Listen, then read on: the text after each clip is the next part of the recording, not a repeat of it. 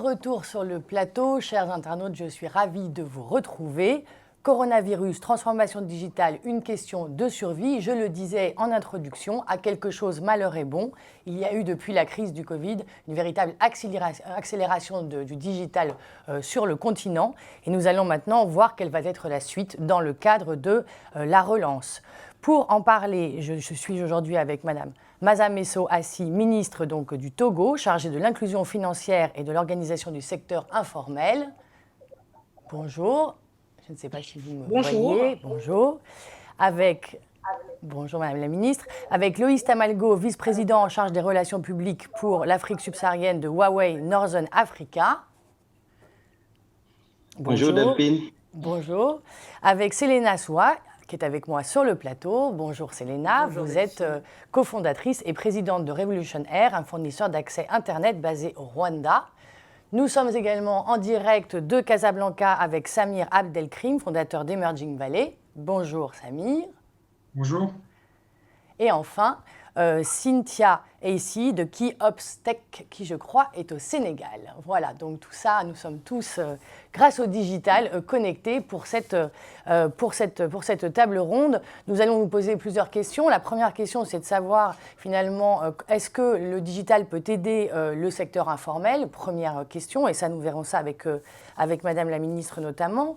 Ensuite, deuxième sujet que nous allons traiter, qui est la question des infrastructures, car au-delà en fait, de toutes les améliorations du digital et des nouveaux usages, la question surtout sur le continent est la question des infrastructures et de la connectivité. Nous en parlerons notamment avec Loïs Tamalgo. Et puis ensuite, nous viendrons à la question de la jeunesse et des startups. Comment finalement, grâce au digital, grâce à cette formidable accélération, on peut arriver à une véritable révolution. Une révolution qui serait celle de la jeunesse, qui serait celle des startups et de l'innovation. Voilà un petit peu le programme de cette table ronde. Et pour commencer, je vais donc m'adresser à Madame la Ministre pour lui poser des questions concernant le secteur informel. Comment se porte le secteur informel en temps de crise Covid et est-ce que le digital peut venir au secours, y compris du secteur de l'économie informelle? Merci beaucoup Delphine. Rebonjour à tous. C'est un réel plaisir de participer à vos côtés sur ce forum lié en fait, aux solutions de relance économique sur l'Afrique en général. Et ce que je peux dire, c'est que pour le Togo, la question du secteur informel, aujourd'hui, nous sommes l'un des rares pays où on a un département ministériel qui est dédié à la question du secteur informel. En fait. Parce que dans les autres pays, on parle de ce travail dissimulé, on parle de sous-emploi. Mais le Togo a fait le choix de baser aussi une des forces de son économie aussi sur ces acteurs que nous appelons les acteurs de l'économie réelle. Parce qu'ils sont créateurs de richesses et contributeurs. Et ce qu'on a vu effectivement ici, c'est que pendant la crise sanitaire en cours, pour les mesures qui ont été prises justement pour un peu limiter la propagation, il y avait certains pays qui ont confiné, et le Togo a fait le choix en fait de ne pas confiner, parce qu'on a une grande part de l'économie qui sont ces acteurs qui sont obligés de sortir tous les jours pour chercher en fait leurs revenus, parce qu'ils vivent au jour le jour. Et pour pouvoir ne pas les impacter, ce choix a été fait de ne pas faire de confinement ni d'arrêt d'activité parce qu'ils sont les plus nombreux dans l'économie du pays. Et ils sont touchés de plein fouet par en fait, les conséquences directes d'un arrêt total d'activité comme on a pu le voir dans les autres pays. Et ce qu'on a remarqué paradoxalement, c'est un secteur qui s'est plutôt très bien débrouillé parce que c'est un secteur qui a une capacité de résilience et d'adaptation. Parce que très rapidement, des nouveaux métiers se sont développés dans ce secteur qui ont permis en fait aux acteurs de continuer en fait à avoir leur revenu quotidien, et ils se sont aussi adaptés dans leur façon de travailler en mettant en place donc les mesures sanitaires qui ont été mises en place. Donc aujourd'hui, ce qu'on se constate, c'est que le Togo a très peu de cas par rapport à la sous-région. Nous n'avons pas dépassé le cap des 2000 contaminations et nous n'avons pas dépassé non plus la centaine de décès. Donc, ça veut dire que c'est quand même, en termes de statistiques et d'impact, le secteur de l'activité a pu continuer. C'est très positif. Et alors, en matière justement en matière de digital, comment justement dans notre stratégie d'accompagnement de ce secteur. Pendant le Covid, en fait, il a été déployé au Togo donc, un complément de revenus, parce qu'on savait qu'ils allaient être impactés, un complément de revenus pour le secteur informel, via un programme de solidarité qui a permis en fait de leur mettre en place des allocations qui ont été mises en place de manière totalement digitale. Il n'y a pas eu de contact direct entre la population et l'État. Il n'y a pas eu de contact physique pour toucher ces allocations, mais plutôt il y a eu un boom de porte-monnaie électronique via ces couches de la population qui ont permis effectivement de leur permettre rapidement de mettre en place des allocations. Mais à côté de ça aussi, nous avons tiré les leçons concernant aussi l'impact du digital dans nos activités, parce que nous allons de plus en plus vers en fait, ce secteur mettre en place des outils complètement digitalisés, notamment en termes d'inclusion financière, mettre en place des process d'inclusion financière et des process complètement digitalisés. Et nous avons l'ambition, et ça a été une des grandes leçons que nous avons tirées, de mettre en place une banque digitale qui va permettre en fait à tous nos concitoyens au Togo de disposer d'un compte bancaire numérique pour nous permettre, en cas de nécessité, de toucher le plus grand nombre très rapidement. Et aujourd'hui aussi, la banque digitale est un des projets que notre département porte sur les 5 prochaines années.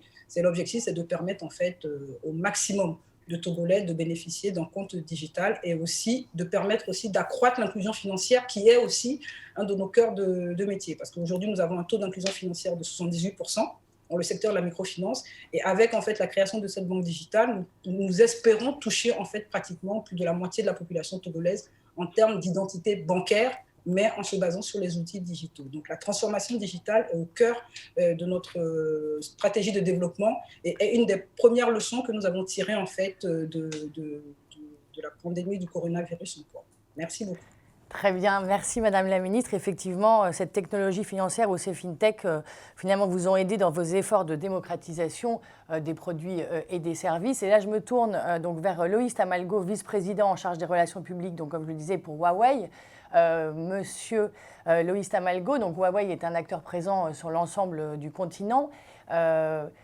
La ministre vient de le dire, même pour le secteur informel, il y a eu, en plus, le digital a été au service, y compris du secteur informel. Néanmoins, le continent a quand même encore un problème d'infrastructure et la question de la connectivité est quand même au cœur de la problématique. Avant même de parler de développement de fintech, de start-up, etc., la question de la connectivité et des infrastructures est cruciale sur le continent.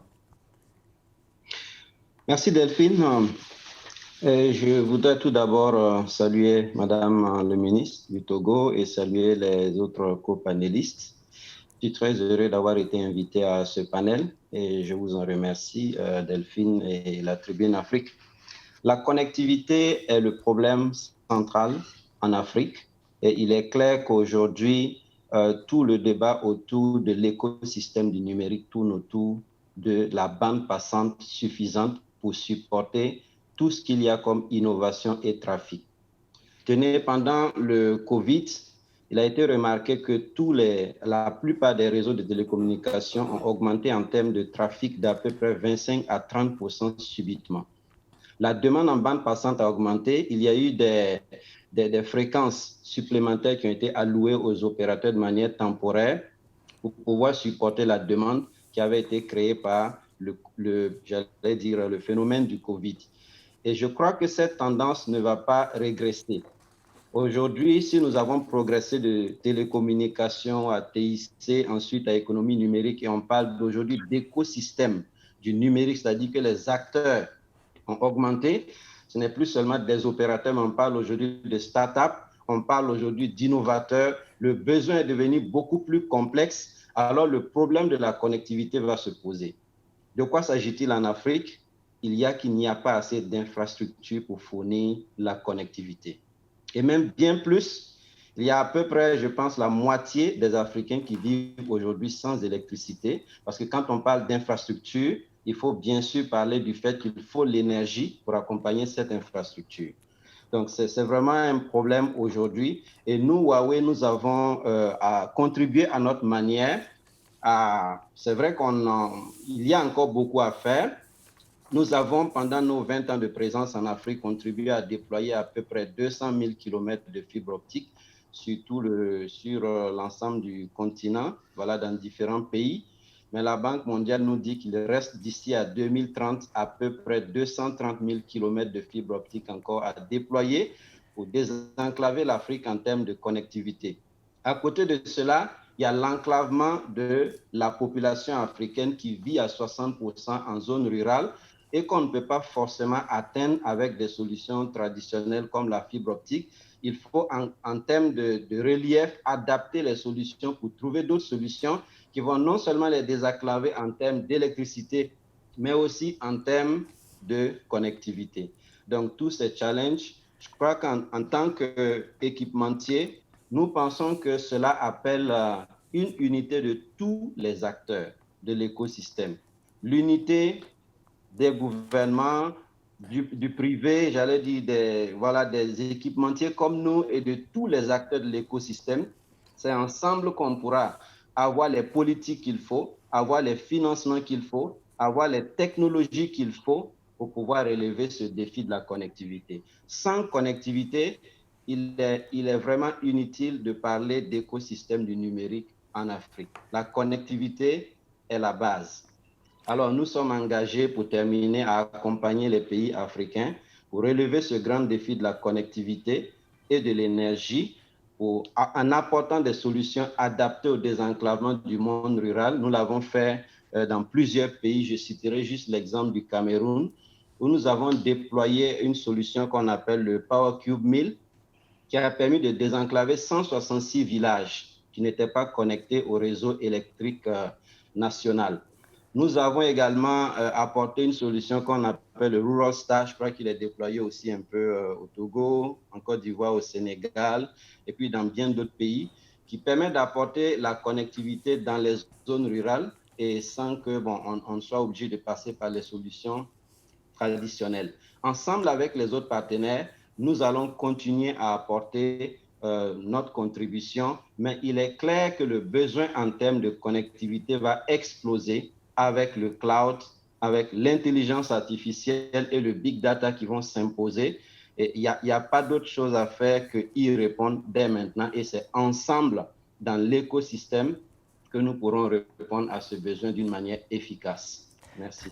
Très bien, merci beaucoup. Je pense que c'était important de rappeler qu'effectivement, si on parle d'accélération du digital en Afrique, il y a avant tout une question d'infrastructure. Et donc, pour que nous, on ne soit pas non plus trop enthousiastes dans cette révolution numérique, je pense qu'il était important de rappeler que le chemin est encore important pour pouvoir permettre à tout le monde d'avoir accès finalement à cette révolution digitale. Et également, je pense que c'est très important, et le panel le reflète, cette notion de partenariat. Parce qu'en réalité, si on voit bien qu'il n'y aura d'accélération et il n'y aura de révolution que si véritablement il y a un partenariat qui touche également la notion d'innovation, c'est-à-dire la création de valeur de start-up qui sont en mesure d'imaginer le monde de demain une fois qu'elles sont connectées. Je me tourne maintenant vers Samir Abdelkrim d'Emerging Valley. Bonjour. Bonjour Samir, vous êtes fondateur d'Emerging Valley, un sommet qui rassemble les entrepreneurs, décideurs, experts africains et mondiaux du numérique, dont la première édition s'est tenue donc en novembre entre la France et le Maroc. On recense à ce jour quelques 600 tech hubs en Afrique. Quelles sont les principales entraves que rencontrent les startups africaines qui innovent dans le digital? Au-delà de la connectivité qui est un point qu'on vient de souligner, quels sont les autres freins en fait, au développement que vous voudriez souligner? Merci beaucoup, merci pour l'invitation. Donc effectivement, avec Emerging Valley, nous, ce qu'on veut, c'est décloisonner les écosystèmes et créer une communauté de destin numérique entre l'Afrique, le continent africain, le bassin méditerranéen et le continent européen. C'est pour ça qu'on l'organise chaque année à Marseille. Et on a lancé effectivement à Casablanca, ça a été lancé ce week-end, le bootcamp Emerging Mediterranean pour accélérer et faire de la Méditerranée un hub de la tech for good entre l'Europe et l'Afrique. Alors moi je dirais, pour répondre clairement à votre question, clairement on peut dire aujourd'hui que les startups africaines, elles ont une mission qui les différencie de ce qu'on peut voir dans d'autres écosystèmes. Moi je les appelle, et pour moi les entrepreneurs du continent, c'est un peu des transformers, c'est des transformateurs, c'est-à-dire qu'ils veulent transformer le continent et leurs innovations, quelque part, elles reflètent les problèmes du terrain, c'est-à-dire qu'on est vraiment dans l'innovation organique qui part des problématiques du terrain, et ça c'est quelque chose qu'on voit à travers toutes les innovations et c'est vraiment, je veux aussi rejoindre le titre de cette thématique, c'est quelle a été la riposte de la tech africaine au Covid, et je pense que c'est vraiment important de le dire, et ça fait aussi écho à ce qui a été dit jusqu'à présent, c'est la question d'écosystème, et puis la question aussi de la connectivité. Il quand même rappeler une chose, c'est très important, c'est que l'Afrique aujourd'hui concentre l'un des taux de pénétration Internet les plus bas au monde. On est sous la barre des 50%, et c'est le rapport Digital Report 2020 qui le dit. Et quand on parle avec des acteurs de l'écosystème, par exemple Eric Ashman, le fondateur d'une start-up kenyane qui s'appelle Brick, c'est une start-up de la connectivité qui apporte la connectivité aux populations les plus pauvres et les plus fragiles, notamment dans les bidonvilles de Nairobi et dans les zones rurales. Il explique qu'on ne peut pas faire partie aujourd'hui de l'économie mondiale du XXIe siècle sans connexion Internet. Et plus la fracture numérique est importante dans un pays africain, plus les retards vont se cumuler de manière exponentielle. Donc oui, et là je rejoins ce qui a été dit précédemment, la connexion Internet, elle est indispensable. Parce que quelque part, c'est le nouveau curseur, c'est le nouveau carburant des inégalités sociales. Et tout ça a été exacerbé pendant les confinements. Alors, je voulais quand même donner quelques exemples de comment cette riposte des startups africaines face au Covid s'est illustrée, parce que c'est vraiment important que les gens, notamment ceux qui nous regardent en Europe, en France, réalisent quelle forme ça a pu prendre. Ces innovations qui ont émergé sur le terrain pour protéger les populations en leur permettant de poursuivre une vie quotidienne, par exemple dans le secteur éducatif avec les innovations EdTech, mais aussi avec la e-santé. Et on a vu par exemple, et ça c'est des actions concrètes qui ont été menées, la multiplication au printemps 2020, au plus fort du Covid, les nombreux hackathons qui ont été organisés par les écosystèmes, par exemple au Maroc avec le Hack Covid, par exemple en Ouganda avec le Knockdown Innovation Challenge, au Sierra Leone, en Tunisie avec le Health Tech Challenge. On a vu les makers. Les makers, ce sont les Fab Labs. Alors, on a Madame la ministre du Togo. Au Togo, il y a un célèbre Fab Lab, par exemple, qui s'appelle le Wellab à Lomé. Mais par exemple, en Tunisie, avec l'école d'ingénieurs de Sousse, où ce sont les étudiants, pour aider le ministère de la Santé, qui ont produit avec des imprimantes 3D jusqu'à 400 visières par jour avec des imprimantes 3D. L'Université internationale de Rabat, l'Université Mohamed V, où ils ont imprimé 5000 masques FFP2. Et on voit aujourd'hui des innovations, par exemple au Burkina Faso, où ils ont développé des chatbots Covid pour permettre de l'autodiagnostic, également en Algérie avec une start-up que nous accompagnons d'ailleurs avec Emerging Mediterranean, Branco, qui a mis au point un chatbot d'autodiagnostic qui permet aux citoyens algériens de s'autodiagnostiquer et de s'auto-signaler pour éviter la dissémination de la pandémie. Et ça, c'est juste un exemple et j'aurais pu citer Diagnosme au Burkina Faso, Easily au Sénégal, et toutes ces innovations qui ont aidé les gouvernements à rassurer, informer, protéger les citoyens et aussi de permettre, il faut le dire, ça c'est un problème que l'on voit en Europe, de désengorger les hôpitaux, les services sanitaires. Alors très clairement, pour répondre à votre question sur les obstacles, hein, donc les difficultés, elles sont de plusieurs ordres. Moi je dirais que d'abord en termes de volume de financement, on est sur 2 milliards qui ont été levés en 2019 avant la crise par les startups africaines. Ça paraît beaucoup, on est quand même sur multiplication par 2 d'année en année, mais c'est extrêmement modeste par rapport à la Silicon Valley, par exemple, ou par rapport aux places asiatiques, ou la place de Paris, la place de Londres.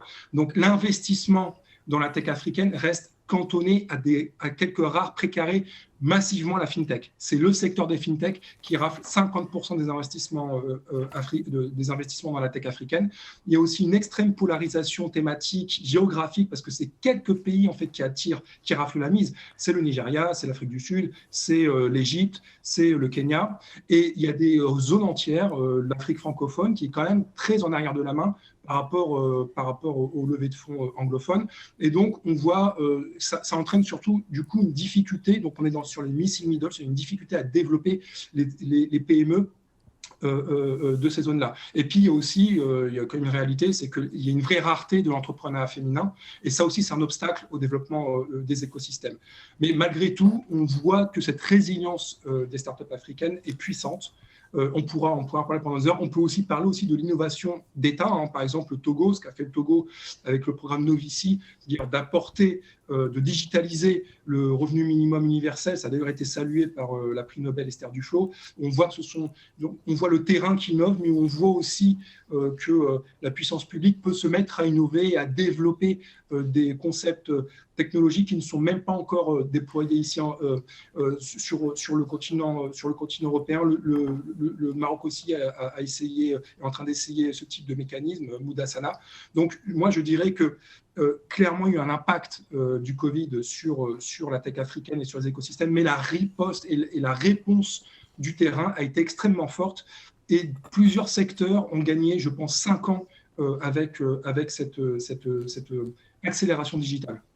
Merci beaucoup, merci Samir. C'est vrai que cette accélération a été très importante et on voit surtout l'innovation, notamment en matière de santé, qui a eu lieu donc sur l'ensemble du continent, des initiatives qui ont été prises un peu partout, avec une gestion de la crise qui a été quand même particulièrement positive, même si on compare à l'ensemble des autres continents. Donc quelque chose qui est un vrai levier de développement pour la suite, pour le continent africain. Donc c'est très positif. Vous parliez donc des entrepreneurs et des entrepreneuses. Nous en avons 2 avec nous aujourd'hui, notamment avec moi donc Selena Soua. Selena Soua, vous êtes cofondatrice et présidente de Révolutionnaire, un fournisseur d'accès Internet basé au Rwanda.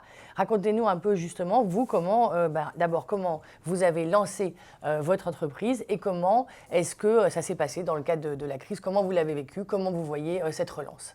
Bonjour à tous, merci Delphine, merci de m'avoir invitée. Je suis ravie d'être parmi vous aujourd'hui. En effet, en 2018, j'ai cofondé Révolutionnaire avec mon associé, Faisal Mombo. Nous avons tous les deux 31 ans et nous sommes originaires du Gabon. Révolutionnaire est basé au Rwanda, dans le secteur des télécommunications. Nous sommes un fournisseur d'accès Internet à des prix abordables, destinés aux particuliers et aux entreprises situés dans les milieux urbains, mais également dans les milieux ruraux, parce que ces milieux ruraux regorgent d'opportunités parfois mal exploitées aujourd'hui. Alors pourquoi le Rwanda? Je vous coupe 2 secondes. Pourquoi le Rwanda? Alors pour plusieurs raisons. Le Rwanda déjà a un environnement attractif pour les affaires. Au cours de ces 15 dernières années, ils ont fait pas mal de réformes pour attirer justement les investisseurs. Le Rwanda est l'un des principaux hubs du numérique en Afrique. Sans oublier d'ailleurs Innovation City, donc c'est une smart city qui est un peu une sorte de Silicon Valley locale. Et donc tout ce dynamisme et cette attractivité nous a convaincus d'investir au Rwanda. Et d'ailleurs, nous avons bien fait parce qu'en 1 an et demi après la création de notre société, nous avons obtenu une licence d'exploitation pour 15 ans. Du gouvernement rwandais. Alors justement, Samir disait que pendant toute cette période du Covid, il y a eu vraiment une émulation et un dynamisme nouveau. Vous l'avez senti, vous aussi, là-bas? Exactement. Nous avons senti ce dynamisme. Et d'ailleurs, ce dynamisme est un petit peu observé dans toute l'Afrique, que ce soit du nord de l'Afrique, de l'Est, en passant par l'Ouest. Pour revenir au Rwanda, le Rwanda a très bien géré cette crise. Ils ont mis des robots Android à disposition des hôpitaux pour aider le personnel soignant. Donc, je suis entièrement d'accord. Et nous, notre stratégie Révolutionnaire, c'est d'offrir Internet à tous. Parce que ne pas avoir aujourd'hui, Internet, c'est la bibliothèque du monde. Et ne pas avoir accès à Internet limite le développement d'un pays. Parce que l'Internet permet de s'informer. S'informer, c'est de savoir. Et comme chacun le sait, savoir, c'est pouvoir. Ok, très bien. Merci beaucoup. Je vais me tourner donc vers la dernière panéliste, Cynthia, ici. Donc, vous êtes directrice générale de Kiops Tech, première entreprise qui digitalise le suivi de livraison de colis en Afrique. Cynthia, est-ce que vous êtes là? Bonjour Delphine, merci pour l'opportunité, bonjour Madame la Ministre et à tous. Donc oui, Cynthia ici. Donc, alors juste pour faire le lien du coup Cynthia par rapport à ce qu'a dit donc Madame la Ministre sur l'inclusion, vous en fait ce que vous proposez notamment ce sont donc des traceurs pour la livraison des colis, notamment donc pour tous les colis qui partent des camions qui partent dans toute la Côte d'Ivoire. Racontez-nous en quoi justement il y a une notion d'inclusion et en quoi finalement ça améliore votre solution, le quotidien des Ivoiriens. Ok, alors nous ce qu'on propose aujourd'hui, alors c'est pas un traceur, on propose en fait une solution numérique qui permet via une application mobile de pouvoir faire de la création, du suivi et de la livraison de colis sur un smartphone. Donc on est parti du postulat que c'était très compliqué justement de pouvoir tracer son colis. On est parti aussi du principe, comme M.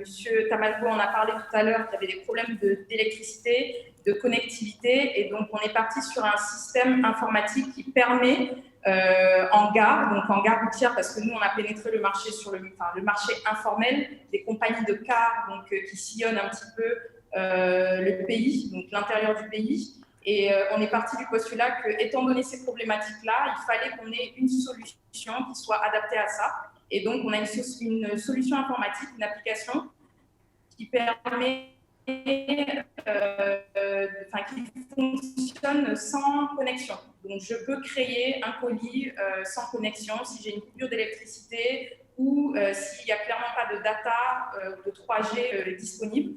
Donc, l'idée étant de pouvoir mettre à disposition de tous les transporteurs en Afrique cette application et notamment de pouvoir connecter. Notre objectif, c'est vraiment de pouvoir connecter les villes entre elles et donc de pouvoir mettre à disposition cette solution. C'est vrai qu'aujourd'hui, on se rend compte avec le Covid que les consommateurs ont besoin aujourd'hui d'avoir de la traçabilité, ils ont d'autres exigences. On parle beaucoup aussi de la gig economy, c'est-à-dire c'est ce phénomène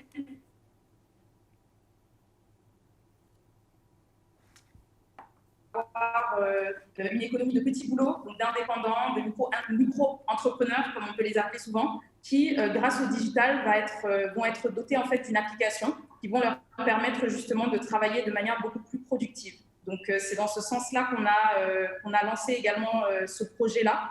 On se rend compte également qu'on a forcément beaucoup de problèmes d'infrastructure et aujourd'hui, 75% du coût d'un produit est affecté finalement à la logistique, contre seulement 5% aux États-Unis. Et ça constitue justement l'une des raisons qui explique le coût élevé des marchandises sur le continent. Et la digitalisation permettrait justement une meilleure compétitivité de produits africains et d'avoir justement des coûts moins élevés pour les consommateurs. Donc, on a des plateformes aujourd'hui digitales qui sont capables de pouvoir optimiser justement le transport, qui se développent à travers le continent avec un accès à un panel de transporteurs qui sont compétents, expérimentés, avec une visibilité sur leur tarification, sur leur capacité également. Et ça permet aussi d'avoir accès aux cotations de manière quasi instantanée. Et c'est vrai que je dirais que finalement, par l'exécution d'un transport qui est facilité, qui est de meilleure qualité de service, ces plateformes, finalement, elles offrent aux chargeants une vraie visibilité, une traçabilité.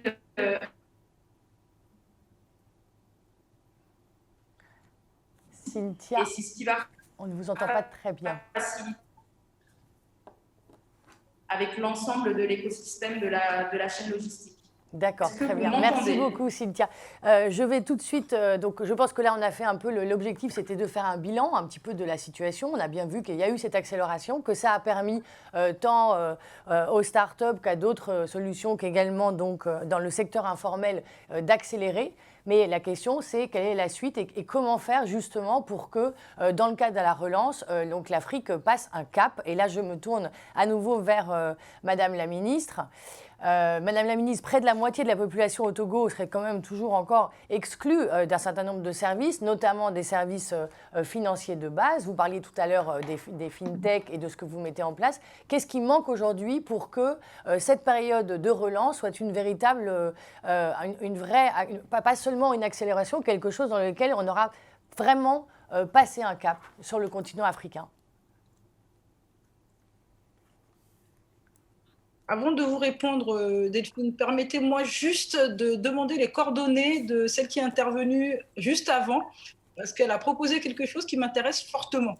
Parce qu'aujourd'hui, justement, une des leçons aussi qu'on a appris du Covid, c'est que j'ai beaucoup de mes acteurs du secteur informel et aussi qui bénéficient de l'inclusion financière, qui vendent en fait leurs marchandises à l'intérieur du pays.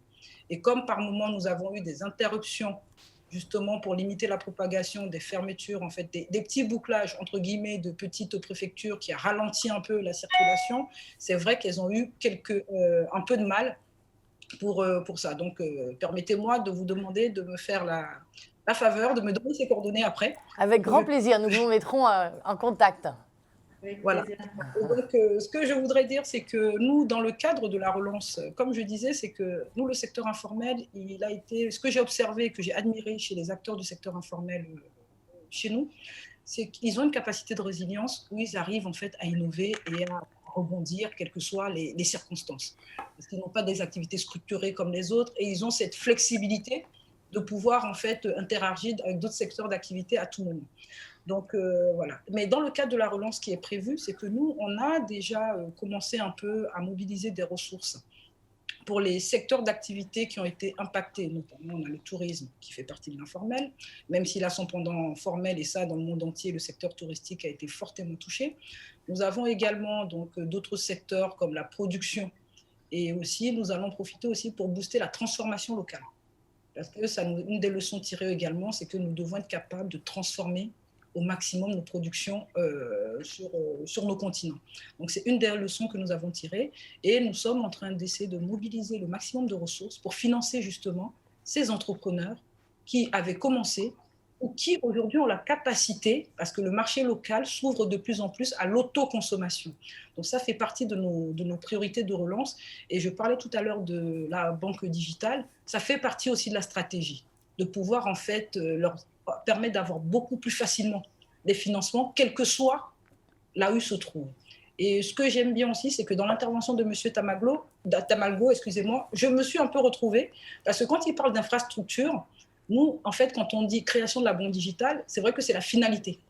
Mais nous savons que toute la question infrastructure doit être résolue pour y arriver. Donc, on s'est donné un objectif et on sait que pour l'atteindre, nous avons les questions d'électricité, d'énergie, des questions de connectivité et tout ça, qui est aussi d'infrastructure routière, hein, qui doivent être réglées parce que tout ça va dans cet écosystème pour pouvoir financer tous ces acteurs des chaînes qui existent. Nous nous réjouissons aujourd'hui que l'impact sur notre économie, en fait, n'a pas été aussi désastreuse qu'on le prédisait. J'ai vu, en fait, un peu le cas du Maroc avec ce qui s'est fait formidablement pour la fabrication des masques et dans le secteur avec les étudiants qui ont contribué. Au Togo aussi, nous avons aussi essayé de développer des plans d'activité qui permettent, en fait, de maintenir quand même et de répondre aux besoins locaux. Et en fait, tout ça va nous permettre, en fait, d'asseoir une vraie relance. La relance, on ne va pas aller créer de nouveaux services, on ne va pas aller créer de nouveaux besoins. Cette crise nous a permis d'identifier les besoins, en fait, auxquels nous-mêmes nous pouvions faire face, mais on ne sait pas si ce n'est pas facilité ou parce que par opportunité, qu'on se contentait de consommer un peu ailleurs. Et aujourd'hui, nous avons vu, en fait, avec les ralentissements, les fermetures des aéroports et tout ce qui s'est passé, qu'en fait, il y avait certains besoins que nous pouvions nous-mêmes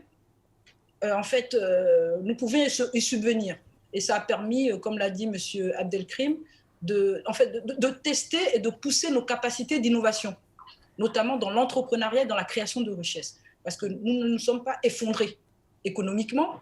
Et moi, j'aime bien quand on dit que l'Afrique a étonné par sa capacité de survie, que ce n'est pas le chaos qu'on attendait, c'est parce qu'il y a aussi cette capacité de résilience où, du coup, est-ce que c'est une prise de conscience? Moi, je vois le cas du Rwanda pour déployer des androïdes, des drones et autres. C'est vrai qu'en fait, c'est parce qu'on avait commencé le chemin, mais je vais dire qu'on dormait un peu sur nos lauriers parce qu'on avait des solutions de facilité et on avait un peu comme des coussinets des autres partenaires à côté. Et là, en fait, on s'est tous retrouvés, tous les pays du monde, au même moment, dans un moment où chacun doit sauvegarder ses acquis et penser dans un premier temps à lui-même. Nous sommes devenus, toutes les économies du monde et tous les pays sont devenus nombrilistes. Donc chacun est parti au plus profond de lui pour essayer de trouver des solutions qui sont propres à lui. Et moi, ce que je peux dire, c'est que finalement, ça n'a pas été une si mauvaise chose que ça. Chacun s'est surpassé et a démontré qu'il avait les capacités de faire plus. Et aujourd'hui, nous en sommes conscients. Et les ambitions que nous portions avant et qu'on se disait que c'était un peu trop, aujourd'hui, nous avons vu que nous étions capables. Vous avez parlé du programme, nous ici, j'en parlais tout à l'heure en disant un programme pour aider les acteurs à trouver des ressources. C'est une solution qui a été développée 100% par des locaux. Alors qu'en temps normal, on aurait fait appel à des technologies extérieures. Et donc aujourd'hui, nous aussi, l'objet, c'est que sur les questions de banque digitale et autres, c'est de pousser au maximum nos compétences locales à développer, à se surpasser, à trouver les solutions propres. C'est pour ça que moi, ce que cette charmante entrepreneur de Côte d'Ivoire a présenté, je sais aujourd'hui que si l'expérience est concluante en Côte d'Ivoire, c'est que chez nous au Togo, avec les mêmes réalités de marché et autres, on va facilement l'adapter. Mais quand on va chercher des solutions autres que celles qui appartiennent à nos écosystèmes et à nos connaissances, on va dire, socioculturelles, c'est difficile l'adaptation. Et moi, c'est ce que je trouve formidable, c'est cette petite solidarité, en fait. On parle de solidarité africaine, mais où les pays, en fait, ont pu échanger rapidement sur des idées, se mettre ensemble pour pouvoir voir un peu comment limiter. Mais on va trouver ça paradoxal venant d'un membre d'un gouvernement, c'est qu'on va dire que le Covid nous a permis vraiment de prendre conscience de nos limites, mais aussi de découvrir nos capacités. Et ça, c'est une des forces que les économies africaines ont apprises. Et moi, je suis persuadée que la relance de l'économie africaine ne sera pas, en fait, ne sera pas très difficile. C'est que nous, on est déjà en phase de relance. Parce que aujourd'hui, quand on fabrique du gel hydroalcoolique au Togo, bah, il y a quelques mois, on l'importait, tout simplement. Alors oui, qu'aujourd'hui, c'est presque un changement d'habitude. Qui se mettent en place. Les masques, aujourd'hui, ici, on n'est pas parti sur des masques à usage unique. Tout de suite, on est passé sur le réutilisable, enfin voilà, en tissu. Donc vous voyez, c'est que c'est des activités sacrées, c'est des secteurs d'activité. Et pourquoi pas, peut-être que c'est l'Afrique qui va bientôt livrer des masques au continent africain, au continent européen en tissu, parce que nous avons une grosse capacité de production de ces masques-là. Et moi, c'est ce que je retiens de positif. La relance en Afrique, elle est possible. C'est vrai que le digital est le défi, et pas que le digital, mais tout ce qui est infrastructure, énergie et tout ce qui est connexe, c'est le défi que nous devons relever. Mais aujourd'hui, nous avons pris conscience de ces limites, et je reste persuadée que tous les gouvernements africains aujourd'hui sont conscients de ça, que la relance doit passer par les forces de notre économie, pas par les grands groupes que nous avons l'habitude de voir ou qui existent déjà, mais notamment, moi, c'est pour ça, on prêche pour sa paroisse, notamment par les acteurs du secteur informel que nous appelons acteurs de l'économie réelle, parce que c'est eux les vrais créateurs de richesse et ils représentent vraiment une couche de la population qui crée et qui consomme aussi en même temps. Donc les richesses créées sont adaptées. Très bien, merci beaucoup Madame la Ministre, merci. Merci Delphine. Merci beaucoup. Vous parliez effectivement de résilience, de prise de conscience. En fait, c'est un peu l'histoire d'une prise de conscience. Cette crise, elle a révélé la capacité du continent à être encore plus innovant et à s'adapter encore mieux. Je ne manquerai pas de vous mettre en contact donc, avec Cynthia Aissi donc de Keops Tech, au moins que cette rencontre tous ensemble nous permette bien de grandir tous ensemble. Pour revenir quand même sur la question de la révolution numérique et des infrastructures, donc Loïs Tamalgo, le groupe Huawei a participé à la mise en place de plus de 50% des réseaux 3G et 4G sur le continent. Que prépare aujourd'hui votre groupe pour justement maintenir cette tendance et quels sont les projets phares que vous avez peut-être imaginés, les nouveaux projets à la suite de la crise pour accompagner le développement numérique du continent? Merci Delphine. Et bien avant, permettez-moi de juste faire une petite fenêtre sur la présence de Huawei en Afrique. En Afrique, Huawei, c'est 20 ans de présence avec une première entrée en Égypte. Et nous sommes présents dans plus de 50 pays africains. Et comme vous l'avez dit, 50% des réseaux 3G, 4G ont connu notre participation en termes de déploiement et bien d'autres solutions. Donc aujourd'hui, il faut dire qu'en Afrique, le chiffre d'affaires de Huawei est à peu près 5% de notre chiffre d'affaires global. Ce qui veut dire que nous sommes premièrement en Afrique dans l'ambition de pouvoir accompagner le continent africain dans sa croissance. Parce qu'il faut dire que l'Afrique est à 60% très jeune, 800 millions de jeunes qui ont moins de 24 ans et 200 millions qui ont entre 15 et 24 ans. C'est une population qui va doubler d'ici 2050. Donc, c'est un terrain où beaucoup de choses n'ont pas encore été faites. Et pour nous, le continent africain est le continent par excellence, le terrain par excellence où les innovations peuvent véritablement être vécues, développées, expérimentées et produire la valeur ajoutée attendue qui va donner un exemple au monde. Et je crois que je m'aligne avec ce que Madame le ministre a si bien dit. Il faut que l'Afrique donne l'exemple. Voilà, en ce qui concerne cette relance économique. Et j'en suis également convaincu, Madame le ministre, je crois qu'on en aura éventuellement l'occasion d'en discuter si je suis de passage au Togo. Mais je suis profondément convaincu que l'Afrique a des ressources et elle l'a démontré. Nous, Huawei, il faut dire que nous avons déjà déployé à peu près 200 000 km de fibre optique, mais on ne s'arrête pas là. La Banque mondiale demande encore 230 000 km de fibre optique. Et je peux vous assurer avec beaucoup d'humilité que nous sommes engagés à déployer les 200 000 ou 230 000 km de fibre en fonction de ce que nos partenaires nous permettront de pouvoir prendre comme part de contribution dans cette action. Et nos partenaires, bien sûr, c'est le public, c'est Madame le ministre, c'est les écosystèmes, c'est bien sûr voilà, les opérateurs. Nous sommes également engagés dans un domaine très important pour le continent, c'est le cloud et l'intelligence artificielle. Nous avons notamment déployé plusieurs data centers, notamment, je crois, au Cameroun et actuellement ici au Sénégal, où nous venons de terminer le déploiement d'un data center de tier 3 qu'on s'apprête à inaugurer. Et en termes d'Open Lab, nous avons un Open Lab en Égypte et un autre en Afrique du Sud, où nous avons également mis en place un centre d'intelligence artificielle. Donc, nos grands chantiers aujourd'hui, c'est la connectivité, c'est le cloud et c'est l'intelligence artificielle. Et nous sommes engagés en cela aux côtés de nos partenaires que nous voulons bien accompagner. Et cela d'autant plus que l'Afrique s'apprête à devenir le plus grand marché d'échange intracontinental avec la ZLECA qui sera lancée, ZLECA ou ZLECAF qui sera lancée le 1er janvier 2021 et qui promet d'augmenter les transactions intracontinentales d'à peu près 15%. C'est un grand marché. Ça va être l'un des, j'allais dire, le plus grand marché de consommation. Et c'est le terrain par excellence pour nous pour déployer les économies d'envergure.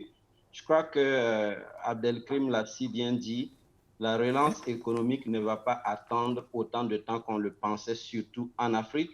Elle est déjà là, elle est déjà partie.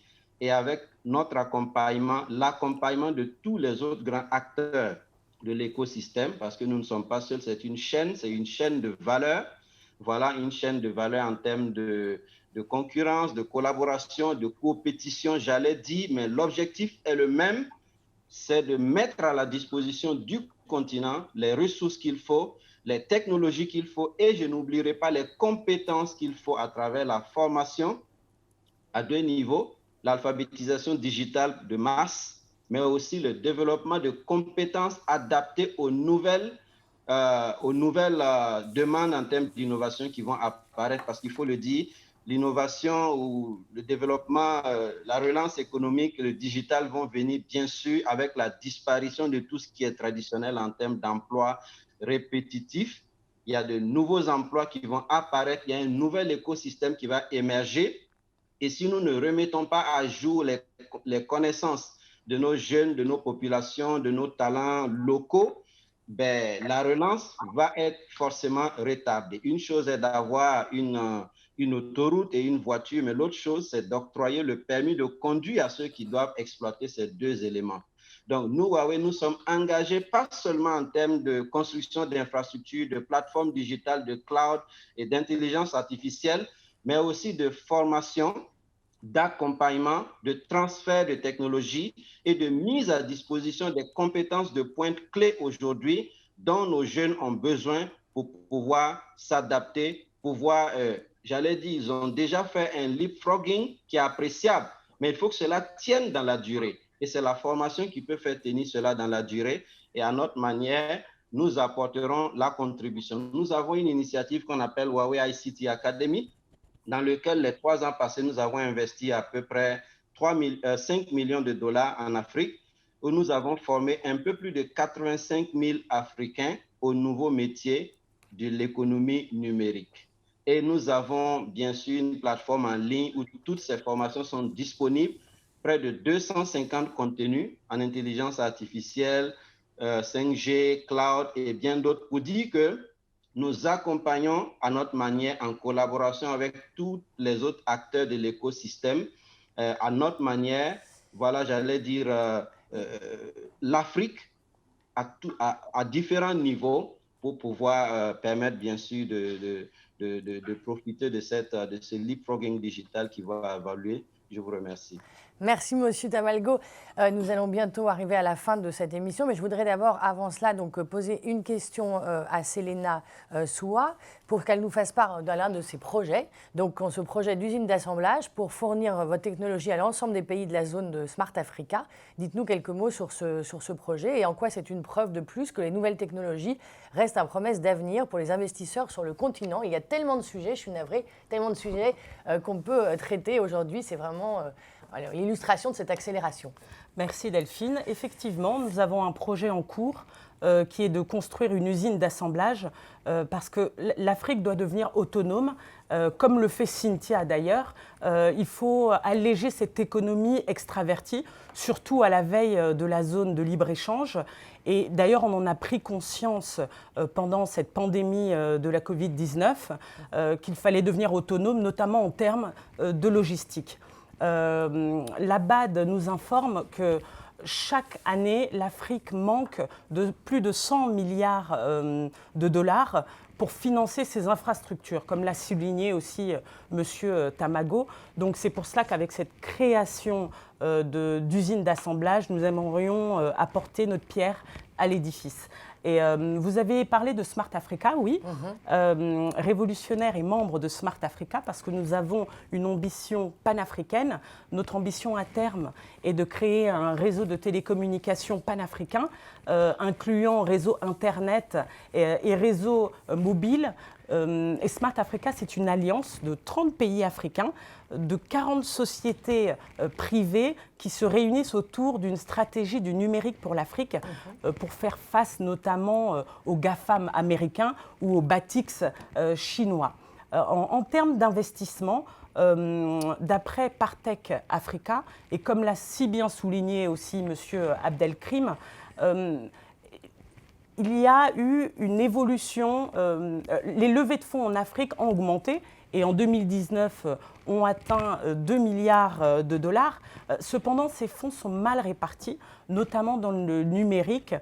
Les 3/4 vont au marché du Nigeria, du Kenya et de l'Afrique du Sud. Donc, il y a vraiment un effort à faire sur les fonds. Et d'ailleurs, je m'appuie sur un exemple.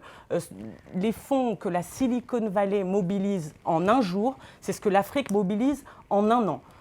Donc, il y a un effort à faire. Donc, il y a encore un gros exactement. effort.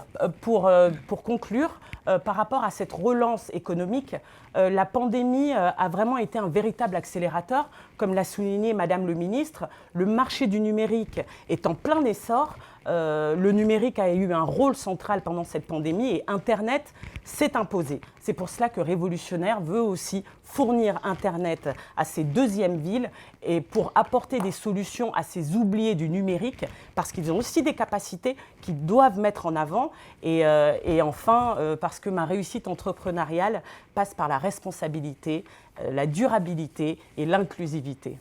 Merci beaucoup Selena. Samir, un petit mot de la fin.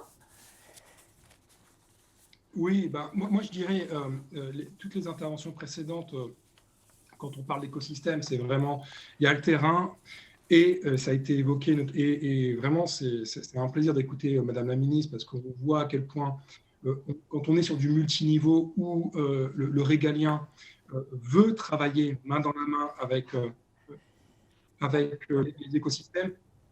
Oui, vous m'entendez ? Oui, on t'entend. Super. Oui, quand le régalien veut travailler, on voit que l'innovation, c'est pas de l'innovation importée, une innovation dupliquée qui viendrait de la Silicon Valley, qui viendrait d'ailleurs, c'est une innovation qui vient des problèmes du terrain.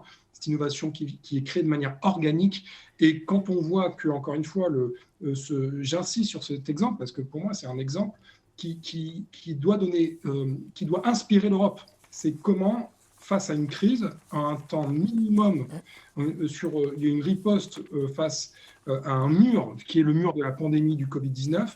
En quelques jours, quelques semaines, un État a mis en place une technologie sans contact pour aider les populations les plus fragiles avec le paiement mobile.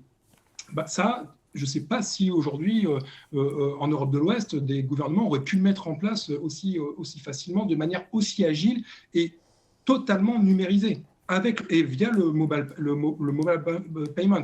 Après, ce qu'il faut dire aussi, c'est que je pense qu'il y a un problème, l'air de rien, et ça vient d'être souligné juste avant, sur la structuration des levées de fonds.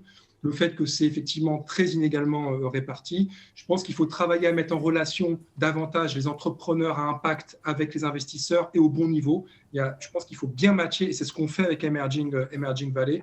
On travaille avec l'AFD, avec la Commission européenne, avec des investisseurs comme investisseurs et partenaires autour d'un programme d'accélération, le Social Inclusive Business Corp, qui est panafricain. On accélère chaque année 60 startups africaines à très fort impact pour faire passer à l'échelle.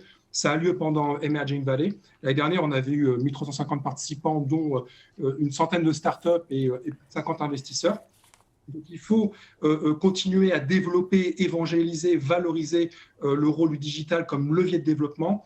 Et je dirais ensuite qu'il faut absolument, et le fait d'avoir des ministres aussi dynamiques comme Madame la ministre du Togo, poursuivre le travail de plaidoyer auprès des décideurs pour faire évoluer le cadre juridique vers une législation qui sera toujours plus favorable à l'innovation, à la prise de risque, à l'entrepreneuriat.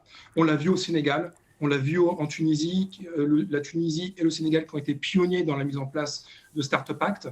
Hein. Le Rwanda est sur cette voie-là. Et on voit que quand les États s'engagent pour accompagner l'entrepreneuriat et s'engagent pour des politiques publiques plus favorables à la prise de risque, on voit que ça a directement des impacts sur la création de valeur et sur la création de start-up et in fine sur la création d'emplois et, je dirais, avec les effets démultiplicateurs sur la jeunesse et sur la création de nouvelles perspectives pour la jeunesse africaine. Très bien, merci beaucoup Samir. Ce sera le mot de la fin parce que malheureusement nous avons déjà dépassé le temps et on voit bien que le sujet de la transformation digitale, on pourrait finalement en faire un forum tout entier pour voir les différents sujets et d'ailleurs ça donne des idées. Donc Cynthia ici, je ne manquerai pas de vous mettre en contact avec donc Madame la Ministre. Madame la Ministre, merci beaucoup. Loïs Tamalgo, merci. Selena, merci d'être venue. Et Samir, merci. À très bientôt tous et nous passons maintenant à la prochaine table ronde sur le thème du Maroc. Merci